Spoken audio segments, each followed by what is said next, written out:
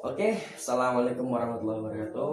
Waalaikumsalam warahmatullahi wabarakatuh. Sebelumnya perkenalin ya, nama saya nih Robi Halimam dari jurusan Sosiologi Fakultas Ilmu Sosial dan Politik Universitas Jember.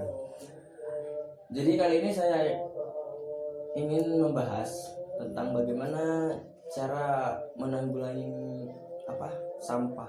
Sampah ya. Jadi sekarang sih sampah sudah menjadi populasi paling banyak sih di bumi, bisa dikatakan seperti Daripada manusia itu sendiri. Nah, ya. Iya benar-benar. Jadi kali ini saya akan membahas tentang bagaimana reaksi kita terhadap sampah dengan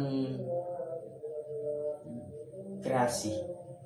Jadi istilahnya itu kayak recycle gitu kan ya, mendaur ulang. Nah, seperti itu. Hmm. Oke, ya sampai lupa. Kenalin teman saya. Oke, kenalin lu. Oke, pertama nama saya itu Dev Atsauri Hibrilian. Kalian bisa panggil Dev. Saya dari Fakultas Hukum di Universitas Abdurrahman Saleh Situbondo. Jadi seperti kata tema tadi, Robi membahas tentang sampah ya. Kita berdua akan mengupas kembali tentang apa sih itu sampah dan bagaimana cara penanggulangannya itu kan ya. Nah, benar. Jadi kita akan membahas tentang sampah. Sampah itu sendiri merupakan ya limbah dari apa yang kita telah konsumsi sih. Misalnya kayak sampah keluarga, bisa kayak apa sih? Botol bekas gitu ya. Bekas, apa Plastik. dan banyak lagi. Namun sekarang sih masih banyak manusia, orang yang nggak peduli gitu. Misalnya masih banyak oknum-oknum yang membuang sampah ke sungai, membuang sampah sembarangan, yang nantinya mencemari lingkungan. Iya benar. Jadi menurut Robi sendiri tuh pendapatnya tentang orang-orang tuh harus seperti apa tentang sampah ini? Iya, menurut saya sih sebaiknya orang-orang itu memiliki pemikiran untuk memanfaatkan sampah seperti itu, supaya sampah ini lebih berkurang. Enak kayaknya. Ada bakso. Ada bakso guys juga. Oke, kembali ke poin lagi. Kemarin seperti contoh tuh ada di perumahan saya itu seorang bapak RT itu mengondisikan warganya agar menggunakan sampahnya itu lebih dengan cermat. Seperti contoh kemarin kan ada ini membetulkan pipa-pipa saluran air yang ada di genteng. Jadi pipa tersebut kan udah bekas nih, kita ganti yang baru.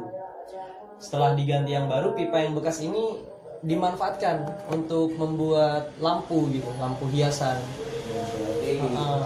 Berarti di lingkungan Anda sudah menanamkan lah bagaimana cara memanfaatkan sampah itu untuk mengurangi sampah.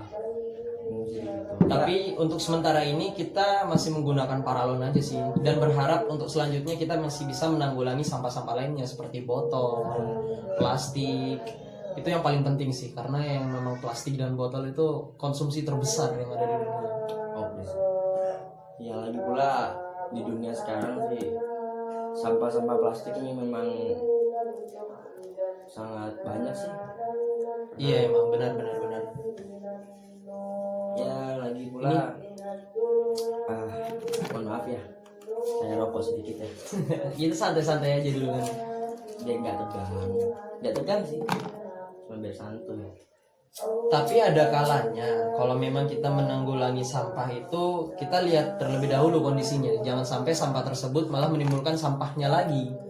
Itu seperti contoh kita membutuhkan botol dari sampah-sampah nih kan, kita dibikin hiasan dinding kayak mobil-mobilan, kayak hiasan lampu dari botol. Nah, ada beberapa orang yang tidak tahu bagaimana cara menanggulangi sampah tersebut sehingga menimbulkan sampah kembali.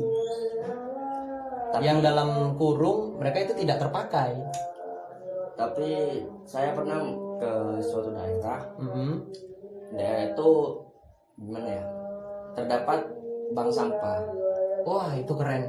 Jadi bank sampah itu berfungsi buat masyarakat di sana itu mengumpulkan sampah, terus kita taruh di bank sampah, kayak menabung gitulah, iya istilahnya. Terus ya emang ada sih yang mengkoordinir di sana. Jadi hasil dari apa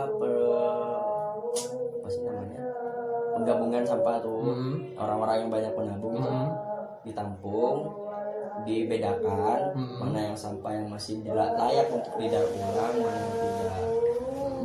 Kebanyakan sih sampah-sampah yang tidak layak, seperti sudah plastik yang udah kotor apa gimana, mereka buat seperti kamu tahu asbes. Iya, asbes. Nah, itu kebanyakan kan bisa daur ulang dari sampah. Didaur ulang dari sampah itu ya. Wah, iya. bagus tuh.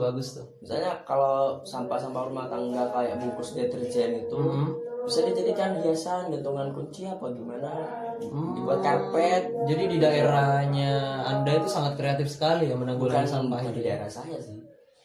Jadi saya pernah berkunjung ke suatu daerah gitu. Gitu. Jadi terdapat bank sampah di sana. Ya bagus juga sih pemanfaatan. Jadi bank sampah itu para warganya ngasih sampah ke bank sampah tersebut, lalu kemudian ditukar menjadi duit. Keren sekali itu.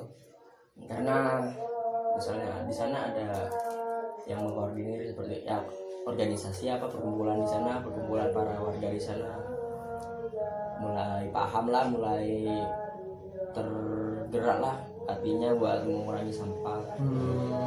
Seperti itu. Jadi sesuai dengan tema kali ini, tema saya mengangkat tentang reaksi terhadap sampah dengan kreasi. Jadi seperti itu. Benar. Dengan kreasi kita dapat menciptakan sesuatu yang baru. Dan itu karya seni ya bro ya. Walaupun hanya sebatas dengan sampah sih, gitu. Sampah aja bisa kita kreasiin. Benar banget. Jadi kita itu juga mengajak kaum milenial ya kan, kaum milenial, kaum mahasiswa ataupun yang masih sekolah itu bisa mengkreasikan diri kalian dengan sampah. Jadi seperti itulah. Ya. Jadi ada baiknya juga ya gitu ya. Satu sisi kita mengurangi sampah yang banyak itu, dan satu sisi kita menciptakan suatu karya seni yang enak dilihat dan itu bisa menghasilkan uang. Jadi hasil dari kita mengumpulkan sampah, kita daur ulang, misalnya tadi seperti apa, bungkus deterjen itu yang melimpah, kita kreasiin jadi seperti tikar, apa seperti kipas mungkin. Benar banget. Tas buat belanja kan bisa dipakai lagi. Jadi kita dapat ilmu lah dari sana. Benar kata Mas Dev tadi, kita bisa mengurangi sampah, juga kita bisa mendapatkan hasil dari kreasi kita sendiri dah. Benar banget. Jadi kurang lebihnya seperti itulah percakapan saya dengan Bung Dev. Jadi ini saudara saya dari Situ Bondo. Dan kebetulan situ kuliah di Jember ya bro ya. Karena ada wabah ini situ jadi pulang. Nah iya, karena ada wabah corona. Sebenarnya sih corona nih juga banyak sih menghasilkan sampah. Contohnya seperti apa itu? Jadi misalnya kayak masker itu kan ada kan masker sekali pakai. Nah bener juga, itu bisa menghasilkan sampah yang berlebih kan ya. Apalagi karena sampah medis tuh kan bahaya. Maskernya dipakai, udah gitu selesai hari itu juga dibuang. Benar banget. Kita tidak tahu apa di sana di masker itu ada virusnya atau tidak. Nah benar. Benar banget. Kalau menurut Robi sendiri itu gimana cara menanggulangi sampah terhadap wabah yang ada sekarang ini? Contoh seperti masker. Kita nggak usah jauh-jauh aja sih, contohnya seperti masker. Cara menanggulanginya aja seperti apa? Kalau masker sih menurut saya ini kan merupakan sampah medis kan ya.